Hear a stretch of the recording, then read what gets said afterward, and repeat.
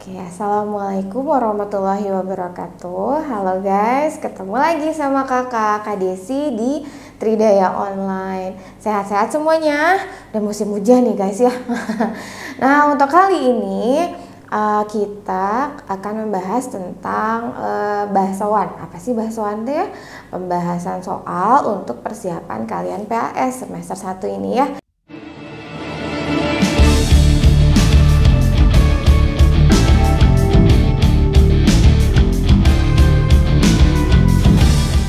Tetap semangat ya guys ya, pembelajaran masih online tapi insya Allah ya kalau misalnya semangat bisa ya kita mulai dari yang ruang lingkup biologi. Oke, bismillahirrahmanirrahim, kita bahas ya. Nah, untuk ruang lingkup biologi ya guys, ini bab pertama. Nah, ruang lingkup biologi yang kakak bahas di sini di sekolah sebetulnya mah ada juga ya, ada ruang lingkup kimia, ada ruang lingkup fisika gitu ya. Nah ini pasti bab awal pasti ada ini. Nah yang di PAS itu bab pertama nggak terlalu banyak, justru di belakangnya yang banyak. Jadi kakak bahas di sini yang suka keluar di PAS ya, oke? Di antaranya ada ruang lingkup biologi itu yang munculnya langkah ilmiah. Wah ini selalu muncul guys, langkah-langkah ilmiah. Langkah ilmiah di sini bisa jadi soal-soalnya bentuknya seperti misalnya ada penelitian gitu ya. Nah nanti kalian tentukan variabel-variabelnya atau bisa juga mengurutkan langkah-langkah ilmiah seperti apa.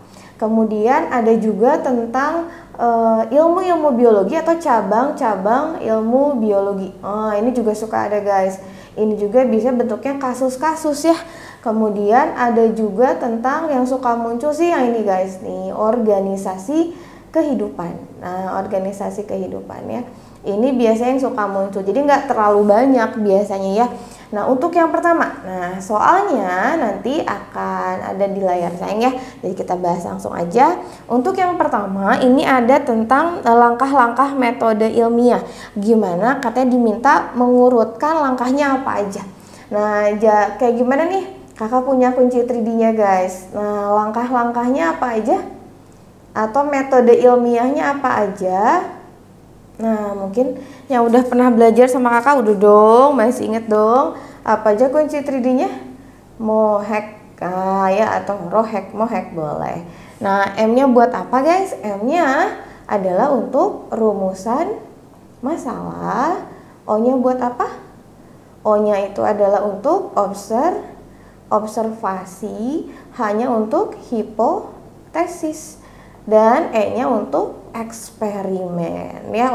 Otomatis kalau udah eksperimen ngapain guys? Pasti membuat yang namanya kesimpulan. Nah, jadi ingatnya gampang ya, mohek. Cuman di soal kadang dia agak ada nama-nama lainnya nih gitu sayangnya. Nah, untuk nama-nama lain atau prosesnya seperti ini guys. Misalnya nih ya, kalau rumusan masalah ini biasanya bentuknya pertanyaan. Nah, jadi bentuknya pertanyaan. Jadi kalau nanti kalian mencari rumusan masalah, sederhananya gini guys, lihat dari judul. Keywordnya gimana? Lihat dari judulnya. Jadi dari judul guys, misalnya ya, dari judul. Kemudian biasanya selain dari judul itu bentuknya pertanyaan. Jadi bentuknya pertanyaan penelitian kayak gitu guys. Pertanyaan penelitian. Jadi biasanya pakai 5W1H. Bagaimanakah? Apakah? Nah gitu ya, misalnya kakak punya judul nih ya, pengaruh kadar pupuk terhadap pertumbuhan kacang. Berarti nanti rumusan masalahnya apa? Bagaimana pengaruh? Nah jadi cakupannya judul. Jadi jangan jauh-jauh gitu ya bikin pertanyaannya. Atau lihat di soal PG-nya cari yang pas. Nah, untuk yang pertama rumusan masalah, yang kedua kalau observasi itu kan yang kita lihat, observasi itu mengamati ya, sebetulnya bukan berarti mengamati langsung gitu sayangnya. Observasi di sini yang dimaksud adalah mengumpulkan data ya, nanti mengumpul data mengumpulkan data, atau bisa juga literatur, atau ada yang paling unik tuh kakak pernah lihat soalnya ada kayak daftar pustaka atau cari pustaka-pustaka atau katanya penelitian-penelitian yang serupa. Boleh ya. Jadi observasi itu mengumpulkan data keywordnya mah. Dan yang ketiga itu kalau ngedengar hipotesis guys, apa Apa ya kalau hipotesis? Hipotesis itu adalah dugaan sementara atau boleh kesimpulan sementara, dan biasanya kesimpulan sementara ini biasanya ada kecenderungan misalnya kayak gini ya, semakin tinggi kadar pupuk, wah misalnya gitu ya, semakin tinggi kadar pertumbuhan semakin cepat, misalnya ada kata-kata kayak gitu ya. Kemudian yang keempatnya adalah eksperimen. Nah seringkali pas kalian bikin eksperimen guys, ini suka diminta kayak variabelnya. Tahu dong ya variabelnya? Ada yang masih ingat? Ada yang namanya variabel bebas. Ada variabel bebas, ada variabel apa lagi? Ada variabel terikat, sama ada variabel kontrol. Ini udah harus mantap banget ya. Nah, apa aja sayangnya? Kalau variabel bebas keywordnya adalah yang mempengaruhi penelitian. Boleh gampangnya? Yang mempengaruhi penelitian, atau boleh perlakuan yang dibeda-bedain apa di penelitian itu gitu ya. Jadi ini boleh dengan kata lain, bisa juga perlakuan juga boleh, perlakuan atau yang dibeda-bedakan. Kalau yang terikat berarti yang dipengaruhinya, yang faktor dipengaruhinya atau yang terikat itu berarti yang diamatinya atau yang hasilnya seperti apa. Ini berarti yang kamu ingatnya hasil atau yang diukurnya apa gitu ya. Kalau variabel kontrol itu ini yang tanpa perlakuan guys. Jadi yang nggak pakai perlakuan, atau bisa juga yang disamakan. Misalnya nih ya sayangnya, kakak tadi punya pengaruh kadar pupuk terhadap pertumbuhan, berarti kan yang dibeda-bedainnya perlakuannya adalah kadar pupuk, right? Berarti itu variabel bebas. Nah untuk variabel terikat berarti yang diukurnya apa, yang diamatinya, oh tinggi batangnya, misalnya gitu ya, jumlah daunnya, tergantung dari judul penelitiannya. Dan variabel kontrol itu yang disamakan, atau yang nggak dikasih pupuk, atau kan medianya disamain, jumlah air disamakan, yes. Nah gitu ya.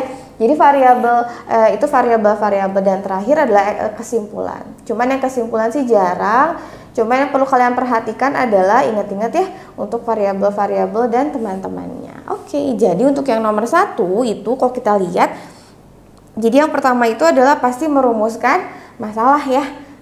Jadi jawabannya kalau kalian lihat di situ merumuskan masalah dulu, berarti yang nomor 4. Dan gitu habis merumuskan masalah, nanti kata kakak bukan observasi tapi mengumpulkan data. Jadi keempat, 1, kemudian setelah itu melakukan hipotesis ya. Jadi 412. Kemudian kita habis berhipotesis melakukan percobaan dan kesimpulan. Jadi 5 dan 3. Gitu deh guys, gampang kan? Nah, itu untuk yang nomor 1. Jadi jawabannya adalah di sini 4, 1, 2, 5, 3. Coba kakak lihat ya, jawabannya berarti yang C ya guys ya. Oke, itu yang nomor 1. Kita lanjut ke nomor 2. Nomor 2 ini masih ngomongin tentang ruang lingkup biologi juga ya. Nah, ini tentang apa ya? Tentang cabang-cabang ilmu biologi. Dihapus dulu aja kalau gitu ya. Nah, untuk yang cabang ilmu biologi, biasanya guys, itu kalau kalian masih ingat cakupannya sih ya, kalau di soal nanti suka ada kasus. Misalnya nih ya, kakak sambil berjalan ya.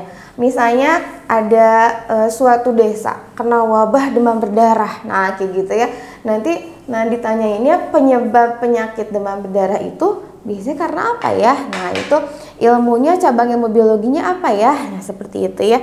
Jadi untuk yang nomor 2 guys, itu kalau kita lihat di sini untuk kasus yang tadi ya, misalnya ada kakak contohin ya kasusnya ya. Ada wabah guys. Jadi wabah DBD gitu sayang ya, pada desa. Pada sebuah desa ya, desa A misalnya teh ya.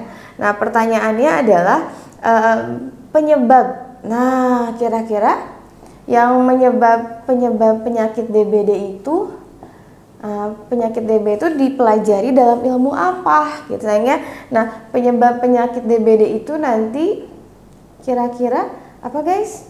Nah, ternyata ini yang penyebab penyakit DBD itu adalah virus. Benar gak guys? Tuh, virus. Berarti kalau virus, nama virusnya apa? Mungkin pernah dengar sayang? Virusnya adalah dengue. Virus dengue ini berarti kalau gitu si ilmuwan harus mempelajari apa sayang? Berarti nama ilmunya adalah ilmunya virologi. Boleh ya? Atau misalnya gini, ditanyainnya bukan penyebab penyakitnya tapi faktornya. Nah, kalau ditanya faktor pembawanya siapa? Faktor DBD siapa sih? Ternyata nyamuk. Nah, nyamuk apa guys? Mungkin kalian masih ingat nama nyamuknya? Nama nyamuknya Aedes aegypti ya. Nah, nama ilmunya berarti apa guys? Nama ilmunya adalah entomologi. Boleh? Atau tentang ilmu tentang serangga. Jadi kalian nanti berimprovisasi ya, mungkin soalnya seperti ini, atau di sini yang nomor 2 yaitu kakak membahasnya tentang, untuk yang kakak bahas di sini sayangnya untuk yang nomor 2 itu tentang endokrinologi. Nah, apa guys endokrinologi? Itu unik lagi ya kayaknya Mbak ya. Untuk endokrinologi itu dari kata-kata endokrin guys. Jadi endokrin itu apa? Endokrin itu hormon. Jadi ini ilmu tentang apa guys? Ini ilmu tentang hormon. Ini tentang hormon ya. Nah, ini kasus yang kakak bahas ini biasanya guys bisa juga tentang apa? Tentang penyakit-penyakit juga bisa. Jadi emang banyak banget ya, luas sekali sebetulnya mah. Nah, ini kakak di sini nggak ada kasus tapi langsung ke ilmu-ilmunya. Boleh kenalan ya, ada ilmu yang lain. Kalian lihat lagi di situ ya. Ada jaringan guys. Kalau jaringan nama ilmunya kenalannya disebutnya histologi. Kemudian ada juga tentang darah. Nah, nanti kalau kita ngomongin tentang darah itu ada hematologi. Ya, biasanya kayak DBD tuh kan nanti dicek, oh trombositnya turun. Nah, berarti ilmu yang mempelajari tentang sel-sel trombosit itu berarti kita, atau tentang darah namanya hematologi. Boleh ya? Dan masih banyak yang lainnya ya, mungkin ada saraf, ada neurologi gitu guys. Itu ilmu biologi emang ya. Nah, untuk yang berikutnya, untuk yang bab berikutnya adalah nih kakak langsung ke bab yang kedua. Nah, di sini bab yang kedua adalah tentang di sini ada klasifikasi ya. Jadi kakak bahas langsung ke klasifikasi. Untuk yang bab klasifikasi guys, dari namanya aja sebetulnya kita tahu dia tentang pengelompokan makhluk hidup, betul? Nah, hanya saja banyak sebetulnya nanti kita ngomongin, ada yang ngomongin takson, ada yang biasanya ya, ada tentang jenis-jenis klasifikasi yang suka keluar itu, kemudian atau tentang takson-takson makhluk hidup. Mungkin kalian pernah dengar. Nah, takson makhluk hidup itu kayak kingdom, divisio, kelas, ordo, family gitu ya. Bahkan yang sering muncul sih penamaan guys. Masih ingat tentang penamaan? Penamaan spesies yang menggunakan istilah yang namanya mungkin pernah dengar binomial nomenklatur. Ini aturan-aturan penamaan dengan dua suku kata. Mungkin masih ingat guys, misalnya kayak pakai bahasa Latin, masih ingat ya? Atau dilatinkan dua kata, kemudian awal katanya itu genusnya harus depan dua kata itu kan berarti genus, yang keduanya petunjuk spesies. Awal huruf genus itu harus kapital gitu ya.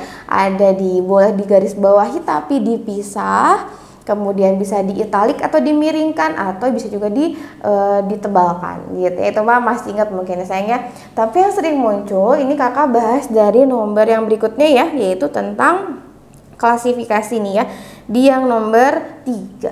Nah, untuk yang nomor 3 kalau yang tadi jawabannya endokrinologi itu berarti tentang hormon ya. Jadi kakak jawabannya adalah yang D. Untuk yang C maaf.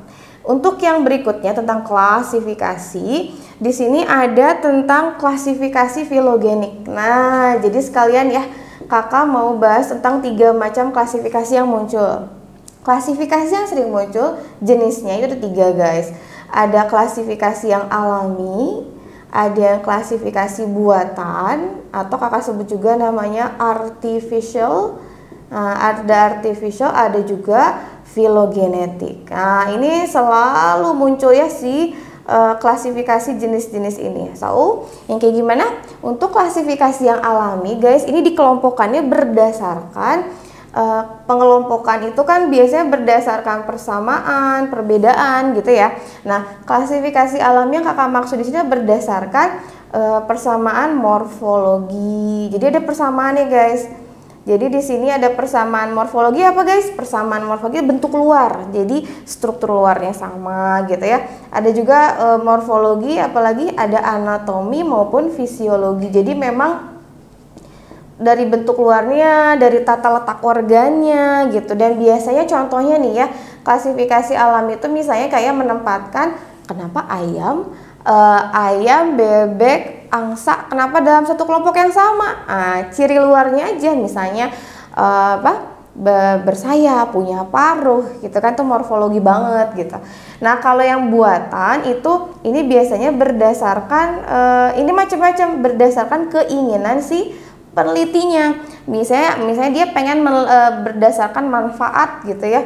Jadi ini bisa berdasarkan manfaat, bisa pokoknya ini bisa juga berdasarkan, pokoknya ini ada kebutuhan peneliti.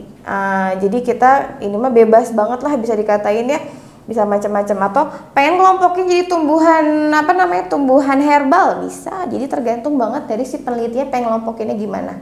Kalau filogenetik ini biasanya berdasarkan apa guys? Jadi dilihat dari kekerabatannya. Nah, kamu udah tahu dari mana nih klasifikasi dilihat dari kekerabatannya? Biasanya kayak gini, misalnya kenapa monyet, misalnya ya, monyet, kera sama orang utan kenapa digabungin dalam satu kelompok yang sama?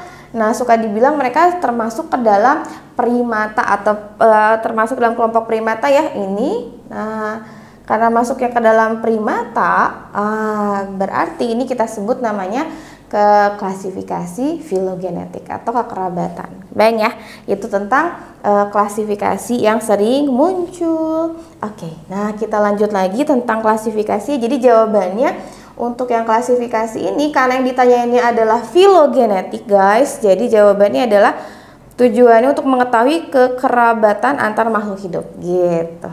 Jadi jawabannya yang C, cocol. Jawabannya yang C. Oke.